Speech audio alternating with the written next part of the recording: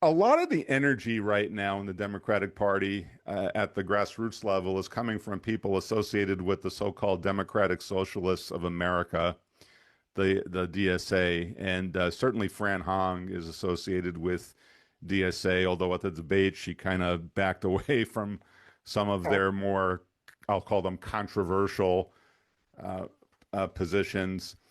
Around the country, I don't know who the establishment Democrats are, but around the country, a lot of the so-called establishment Democrats are almost as critical of the DSA, maybe even more critical of DSA than they are of Republicans.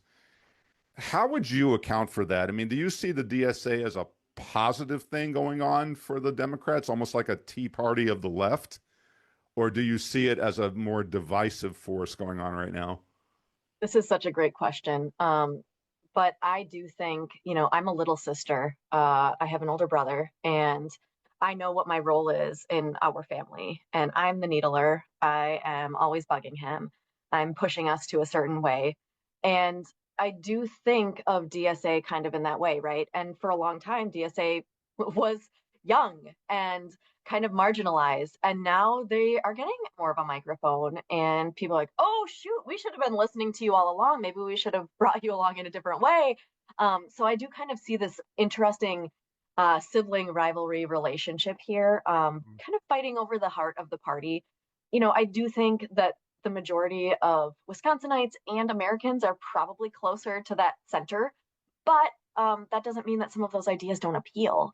If you talk to everyday normal people and they are telling you, like, I just got my hair cut the other day, and the person cutting my hair was telling me, like, I have this $1,000 bill with the doctor, and I have to go back, and I'm afraid they won't even see me because of this. I'm like, yeah, that's not fair. First of all, work with them on a payment plan. They have to see you. They can't not see you.